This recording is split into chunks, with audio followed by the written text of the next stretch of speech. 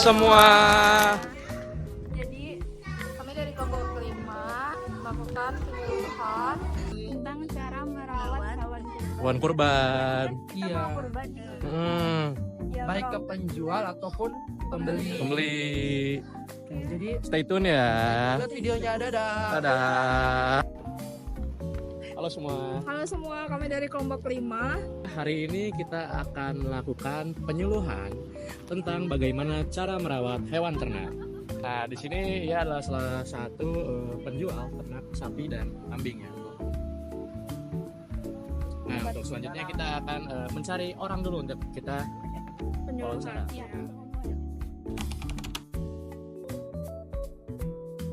Baik, di sini saya sudah bersama salah satu penjual dari Smart Kurban. Nah, mungkin boleh perkenalan sedikit. Ya, kenalkan nama saya Rega dari Mojokerto, Mbak. Oh, oke. Jadi di sini kita langsung aja ya untuk tips singkat merawat hewan kurban. Yang pertama itu ada beri makan dan minum teratur. Nah, untuk persyaratannya itu pastikan hewan mendapatkan pakan 2 kali sehari, pagi dan sore, serta air bersih yang cukup. Ya, Nah, tadi saya udah merhatiin di sini itu hewannya udah diberi makan, diberi air sesuai dengan standar yang diterapkan di kedokteran hewan itu sendiri. Kemudian yang kedua itu ada lindungi dari panas dan hujan menggunakan terpal. Nah, di sini kita juga bisa ngeliat nih di Smart Kurban udah menggunakan terpal dan mereka terlindungi dari panas itu sendiri. Oke, mungkin selanjutnya bisa dijelaskan oleh teman saya. Oke, untuk selanjutnya di sini kami memiliki tipsnya adalah mengurangi gangguan berlebih, di mana jika penjual menjual di pinggir jalan itu diusahakan jauh dari lalu lintas, dan di sini sudah sesuai ya. Sudah terlihat lalu lintas berada jauh di sana, dan ini sudah ada juga pagar pembatasnya.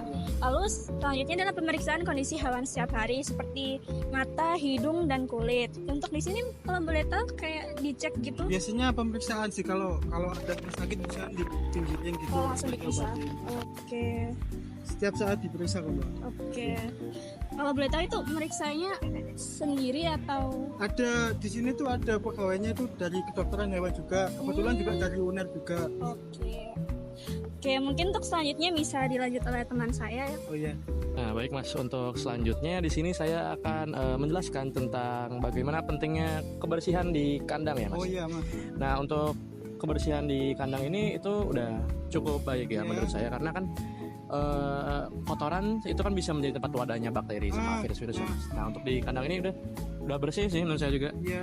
Nah, terus yang saya mau menjelaskan juga bahwa kandang atau yang berisi domba-domba itu bisa mungkin jangan terlalu padat, Mas. Untuk di sini ada kandang karantina ya, Nah, Mas? ini jawabannya sementara. Makanya yang sebelahnya tuh kosong, mau dipindah. Oh, mau dipindahin. Nah, ini yang ngurus data belum datang gitu loh. Makanya masih jadi satu. Nanti jadiin Iya. dua kandang. Kandang karantina berarti ada ya, Mas? Ya, di sini? Ada di belakang. Di belakang ada. Iya, itu aja sih, Mas. Khawatir kan kalau misalnya ada yang sakit terus Oh, dia iya. di satu kandang kan virusnya atau Oh, iya. penyakit mudah menyebar, Mas. Betul. Selamat siang. Nah, Mas, jadi di sini Mas mau beli hewan kurban ya? Iya. Ada yang cocok sapi itu. Oh, karena mau beli sapi ya? Iya. Ini boleh nggak kita kasih edukasi ke Mas? Minta izin buat tentang hewan kurban ini, kesehatan hewan kurban ini. Boleh. Oke, boleh ya. Jadi mungkin yang pertama tuh kita akan ngejelasin tentang untuk memastikan hewan yang disembelih itu atau yang dibeli Mas tadi itu aman ya. Jadi kalau misal dari sapi sendiri, penyakit yang biasanya zoonosis itu yang bisa tertular ke manusia juga ketika dikonsumsi itu yang terkenal tuh mungkin ini ya, antraks. Angkat. Iya, antraks. Apa ya? Antraks itu penyakit yang ditularkan dari hewan ke hewan, hewan ke manusia juga bisa. Jadi nanti dia akan nyerang ke sistem imunnya sapi. Jadi nanti sapi kalau misalnya udah mati dan ataupun dikonsumsi sama manusia itu bisa terkena juga di manusia. Jadi itu kalau itu bisa berbahaya juga di manusia juga. Di hewan sapinya juga bisa. Efek ke manusia juga. Iya, di manusia juga bisa. Terus mungkin dari kelihatan dari postur tubuh sapi juga bisa dilihat dia lemas apa enggak. Terus misal dari kelenturan kulitnya dia dehidrasi apa enggak gitu. Terus dari BCS-nya juga bisa dilihat di tulang panggulnya di belakang. Dehidrasi dari kulit. Iya, dari kulitnya. Misal ditarik gini dia turunnya lama, dia kembalinya lama apa enggak. Terus di belakang kembalinya berarti. iya pas ditarik terus dilepas. Nah gitu. Terus di belakang juga bisa dilihat kayak BCS-nya. Jadi BCS tuh ngelihat kondisi body si sapinya ini tuh dari tingkatannya gitu loh, dari skala 1 sampai 5 misalnya. Jadi 1 tuh tingkatannya kayak kurus gitu. Terus di 3 tuh yang paling inilah normal buat diambil gitu. Jadi bisa dicek di bagian tulang panggul belakangnya itu. Ya kita tekan aja di bagian mulut temusnya, di bagian otot di belakang panggulnya itu. Ya kita ngerasa sendiri. Iya, kita ngerasa sendiri nanti. Dia kena tulang normal itu tetap kena tulang tapi tetap ada dagingnya gitu. Ya kalau semakin ada daging. iya masih tetap ada dagingnya. Jadi kalau mikir kalau semakin tinggi becas semakin bagus kan dapat dagingnya, tapi itu enggak juga karena bisa aja di becas yang tinggi itu malahan banyakkan lemaknya gitu loh Mas. Tuh. Dan mungkin dari yang satu sih itu ya. Dan mungkin selanjutnya bisa dijelaskan sama teman saya. Oke kak, di sini saya izin menjelaskan yang selanjutnya kak, kayak tanda-tanda fisik yang harus diperiksa, terus ciri-ciri fisik dari korban juga yang perlu layak lah untuk dikorbankan. Kayak kan penting pasti bagi kakak untuk membeli gitu. Belum Apa aja tuh fisik dari fisiknya? kalau secara garis besar sih yang penting itu dari cacat fisiknya sih kak.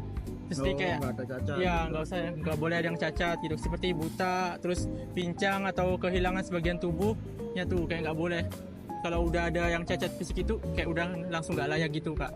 Terus juga dari fisiknya kayak nggak kurus kering gitu. Kalau misal ada luka di kulitnya gitu gimana? Itu termasuk cacat apa enggak? Kalau luka yang sangat besar sih itu termasuk sih kak. Jadi diusahakan sih jangan ada lukanya gitu. Jadi biar aman buat korban nanti itu kak. Mungkin untuk selanjutnya akan dijelaskan oleh teman saya kak. Permisi Mas. Iya. Jadi kalau ngecek sapi itu udah tahu Masnya dari mana? Untuk dari teman saya tadi ya. Pinggulnya kelihatan besar. Oke. Terus dari dehidrasi apa enggaknya itu kan Iya. dari belakang kulitnya itu Iya. berat. Terus nggak ada yang cacat, terkena mata, pincang nggak ada. Sebenarnya kita juga bisa lihat dari penampakan dari bulunya. Kalau bulunya bersih itu berarti dirawat oleh pemiliknya atau penjualnya. Iya kayaknya ini dicuci Ini terus gitu ya, dimandiin. Terawat sekali nih. Oh, iya. Terus untuk tadi kelincahan, Hmm. suka makan. Ini suka Nafsu makan makan sekali, tinggi. nafsu makan tinggi sekali. Lalu dia tidak buta. Ya, masih memiliki sensorik mata kan. Oh. Jadi ini sehat banget.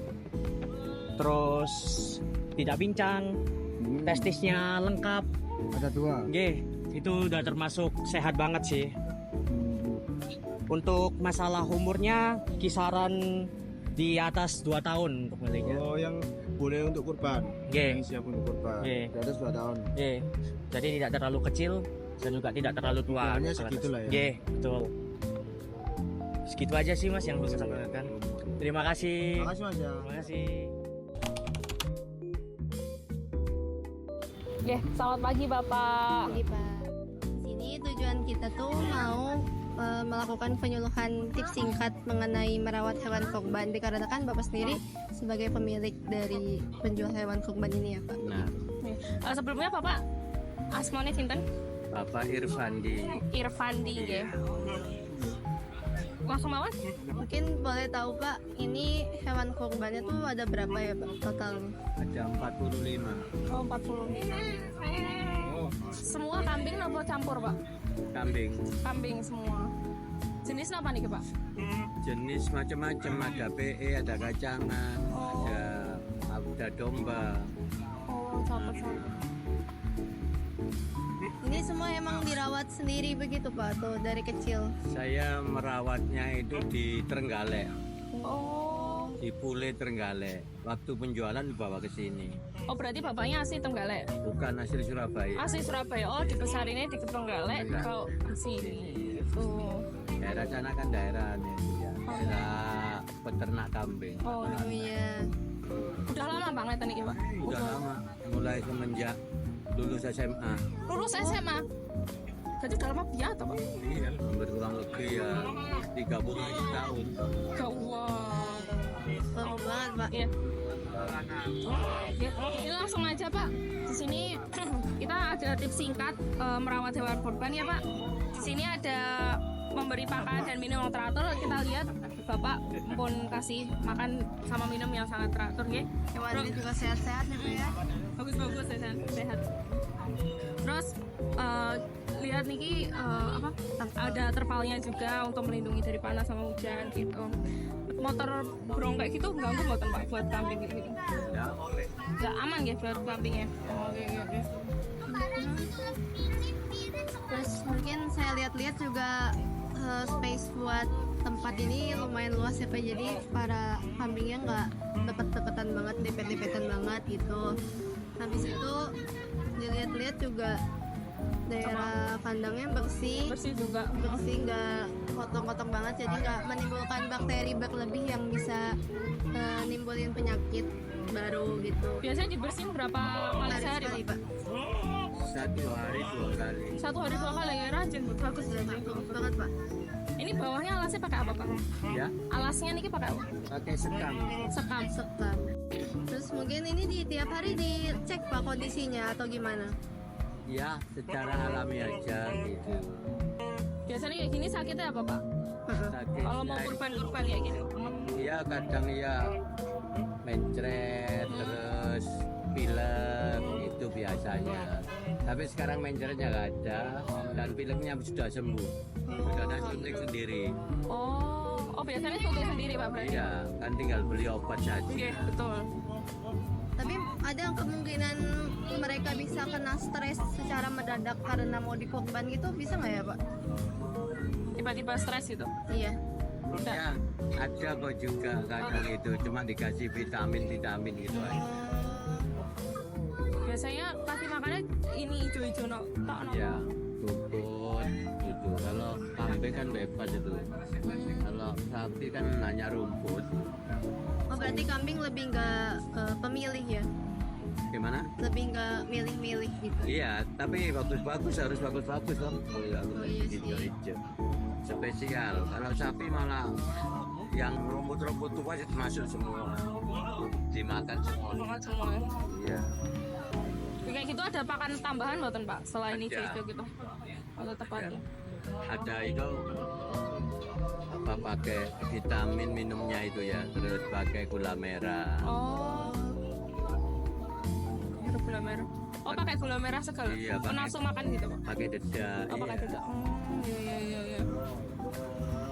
Pak kalau boleh tahu harganya dari berapa sampai berapa Pak?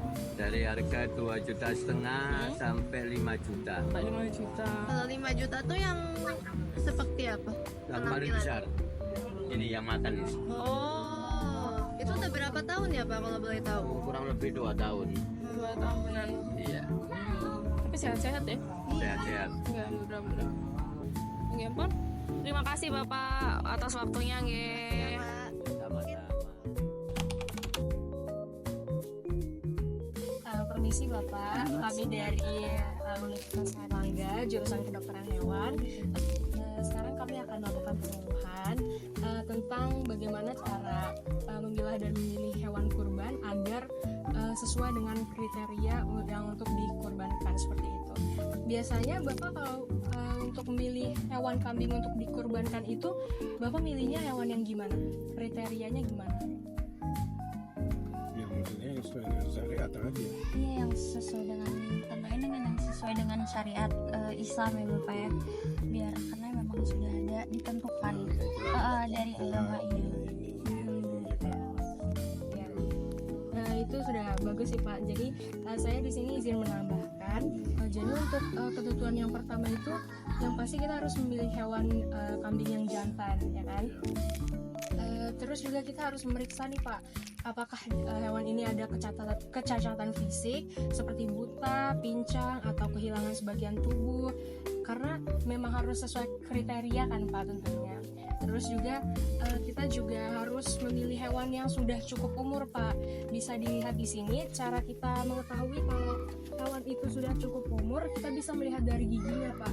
Jadi kalau untuk hewan yang sudah berusia 1 tahun itu, kita bisa melihat ada sepasang gigi di sini, sepasang gigi besar, tandanya sudah cukup umur untuk bisa dikurbankan seperti itu.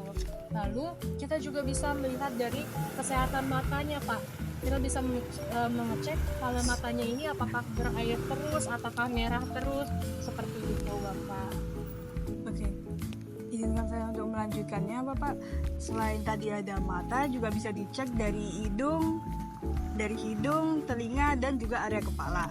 Kalau misalkan bagian hidung itu, hidung hewan yang sehat itu biasanya dia basah, tapi kelembapannya tidak berlebihan dan tidak ada cairan yang berwarna kuning atau hijau. Kalau misalkan ada cairan berwarna kuning atau hijau, itu biasanya bertanda mereka ada infeksi atau gangguan pernapasan. Dan selain ada itu, ada bisa mengecek kulit dan juga bulu. Kalau misalkan pada hewan yang sehat, bulu mereka akan bersih dan kinclong begitu, dan kulitnya tidak ada luka, dan juga lalu ada pengecekan dari kaki dan bagaimana hewannya berdiri. Pada hewan yang sehat, dia kakinya bisa menopang tubuh dan tidak pincang ya Pak. Karena kalau misalnya pincang itu dia ya sama sih, kayak bisa mengindikasikan kalau dia lagi ada infeksi, nggak ya luka gitu. Dan juga tentunya ada bisa dicek dari kelincahan dan nafsu makan mereka. Sama juga sih seperti manusia, kalau hewannya sehat pasti dia aktivitasnya cukup banyak dan juga cukup nafsu untuk makan. Jadi lalu itu bisa dicek kemudian untuk bobot tubuh dan ukuran yang ideal. Jadi bobot hewannya ini untuk kambingnya ini juga harus diperhatikan Bapak, tidak boleh terlalu kurus atau tidak boleh terlalu gemuk. Nah jadi Kalau terlalu gemuk nggak boleh. Oh nggak boleh Pak. Harus ideal. Karena kalau misalnya gemuk ini tuh nanti kambing ini punya resiko untuk sulit berdiri, dan biasanya kalau yang terlalu gemuk itu takutnya kan secara gizinya itu tidak sehat ya Pak. Iya, karena tidak semua yang gemuk itu baik Bapak. Jadi harus ideal. Lalu bisa dicek nanti kalau untuk Bapak ingin berkurban, nanti itu pastikan tidak ada luka yang menganga, tanduknya itu tidak patah berat, ekornya itu masih utuh, dan organ tubuhnya dari hewan yang ingin kita kurbankan itu berfungsi dengan normal. Jadi ini juga bukan hanya syarat sah kurbannya, tapi juga menjamin gitu Pak, jika nanti kita ingin mengkonsumsi daging yang kita kurbankan ini baik gitu. Lalu yang terakhir ini, mungkin Bapak kalau ingin berkurban bisa mencari peternak yang amanah, dan itu memang bukan ya tanggung jawab mereka sebagai penjual, tapi ada baiknya kita sebagai pembeli yang ingin berkurban, mungkin kita bisa mencari peternak yang terpercaya sumbernya, terpercaya kalau misalnya memang penjualnya itu amanah Pak dalam menjual hewan-hewan kurban yang dikurban nanti gitu Pak. Terima kasih Bapak. Terima kasih banyak atas waktunya Bapak. Sekian video dari kelompok kami, semoga bermanfaat. Terima kasih. Dadah.